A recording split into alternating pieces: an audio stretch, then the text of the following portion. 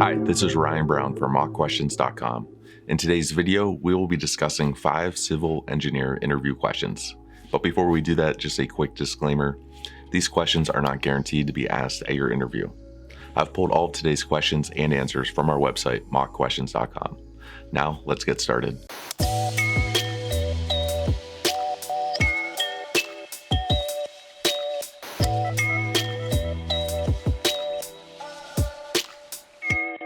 Question number 1. Tell me about a time when you created a unique idea or solution and it was rejected by your colleagues. How were you able to bounce back? Putting yourself out there with new ideas can be intimidating because we all want to be accepted. Talk to the interviewer about how you would handle the feelings that come with having your idea rejected.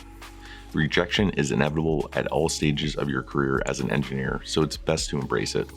Being rejected can only happen if you are willing to put yourself out there with an idea that you felt strongly about. A couple of years ago, I made a recommendation for scheduling that would have included some split shifts. The result was less overtime and reduced expenses for the company. My colleagues were unhappy with the idea of split shifts. I was able to see their perspective, which made it easier to bounce back from the rejection. My overall attitude is, you win some, you lose some. Question number 2. What part of being a civil engineer do you dislike the most? If we are being honest, we can't all be in love with our job every single day.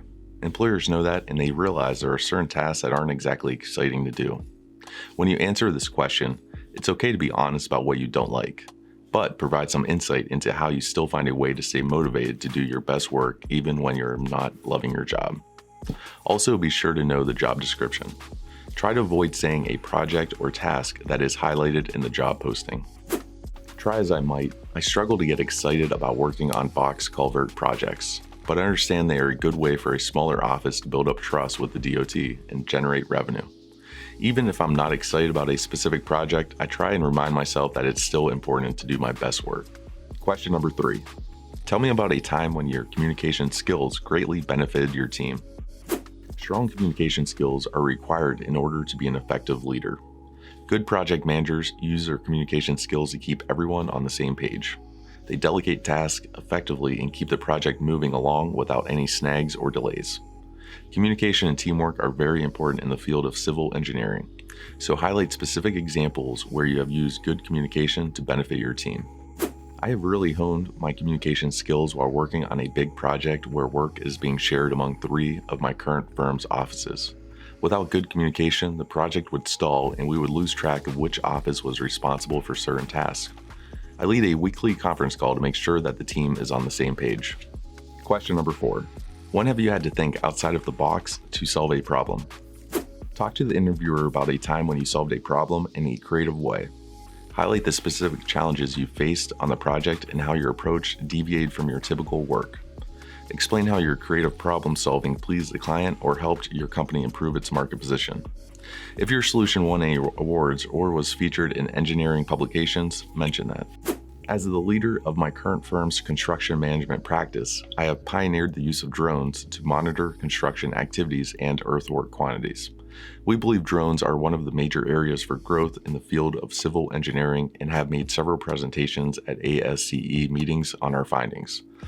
I believe I can help you implement similar solutions if given the chance. Question number 5. Tell me about a time when you were in disagreement with the construction crew. What was the problem and how was it resolved? As engineers move up the ladder, their responsibilities evolve to include more direct conversations with clients and construction crews. This is where conflicts can begin to develop. Construction crews have their own agendas, which might differ from how you saw it as an engineer when you drew it up. Construction companies have their own internal procedures driven by their ultimate goal of completing the job safely for the lowest cost possible. On a large bridge project, the construction team kept pushing us to design a temporary shoring system to their specifications, but there was no way their proposed section could be safely installed. They went to another firm in the hopes that someone else could give them what they wanted. Ultimately, they came back to us to complete the design of their shoring system as we had originally intended. Thank you for watching. If you want more civil engineer interview questions, then head over to mockquestions.com today and get started.